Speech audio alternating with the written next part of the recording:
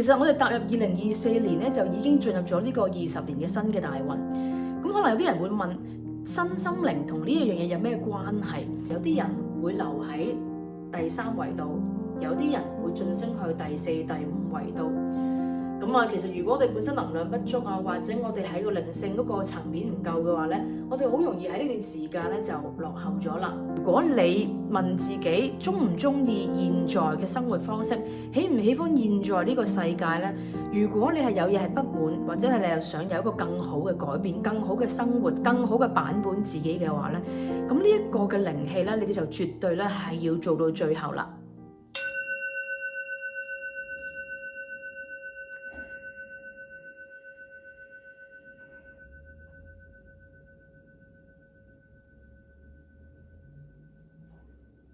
Hello， 大家好，歡迎翻到嚟 Reiki Rain 你嘅免費靈氣頻道，我係 Candice。今日咧，我哋咧會做一個靈氣咧，係關於咧呢個九紫離火運。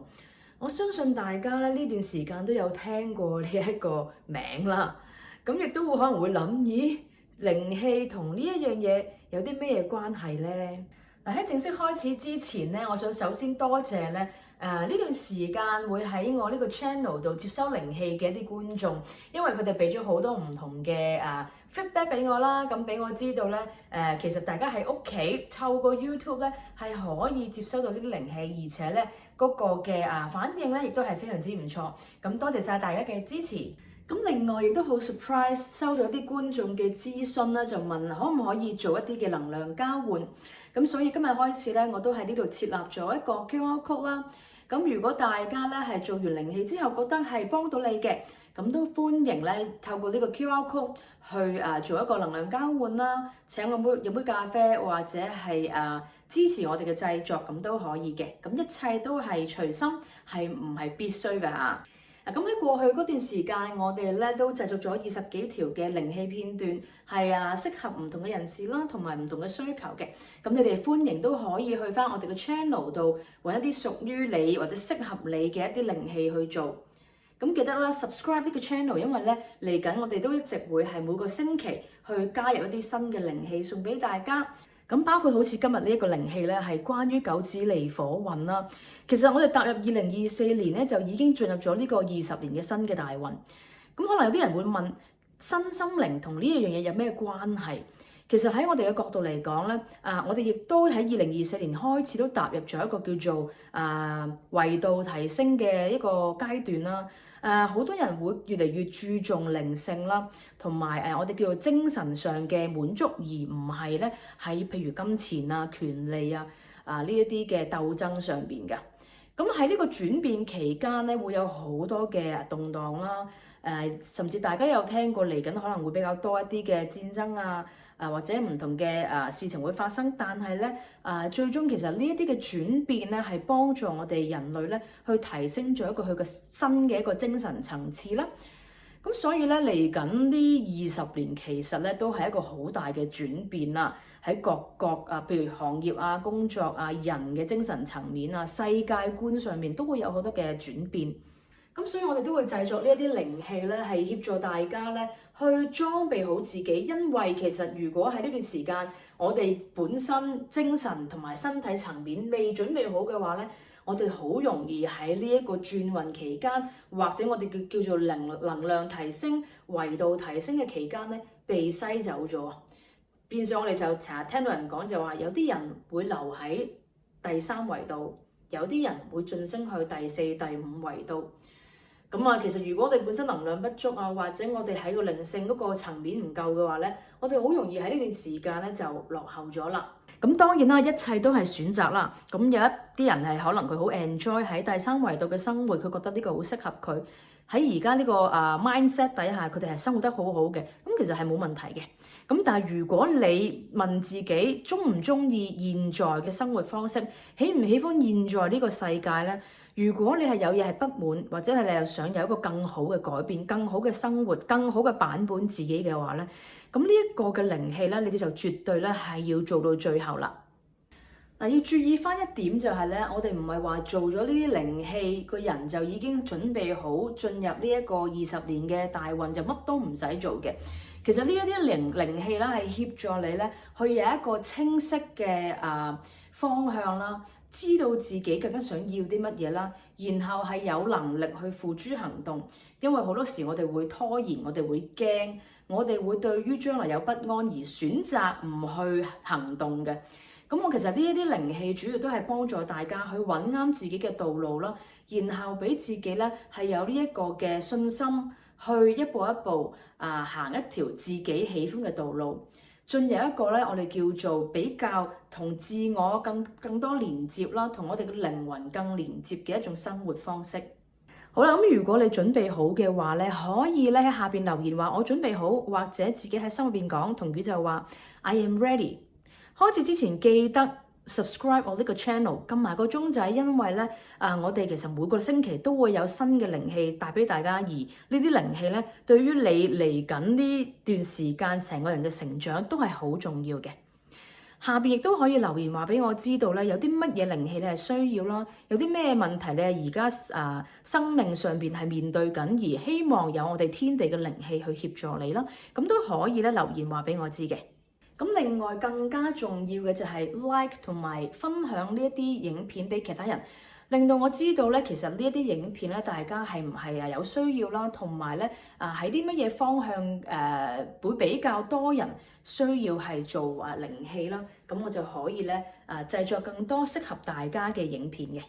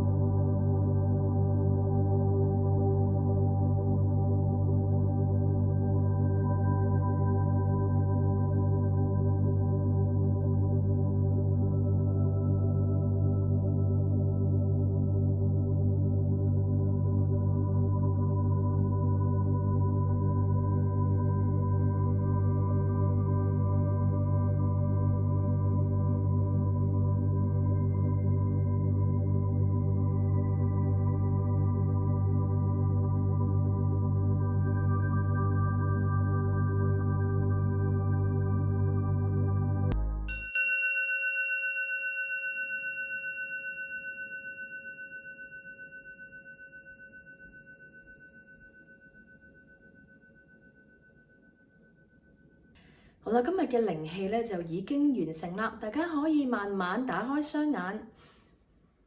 咁記得啦，做完呢一個靈氣要多啲飲水，等我哋身入邊嘅能量可以運行，將舊嘅我哋唔要嘅能量排出。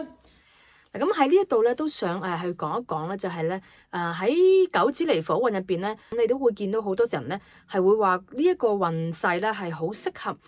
女士，特別係中年嘅女士咧係會比較有優勢嘅。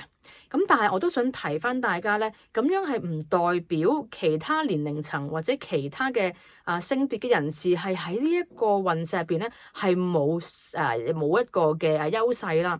咁因為你其實咧，喺呢個轉變入邊咧，如果我哋咧係帶住一個好正面嘅態度啦，去迎接一啲嘅轉變嘅話咧，其實咧，只要你自己已經係諗到一個你想要嘅理想生活，或者一個理想版本嘅自己咧，咁喺呢一個嘅轉變入邊咧，其實咧透過行動係可以咧有一個推進嘅能力咧，去幫你達成你想要嘅一個生活狀態嘅。最緊要係大家嘅思維啦，你嘅潛意識嘅信念啦，同埋其實你嘅能量頻率係唔係連接到或者我哋叫做配合到呢一個嘅轉變。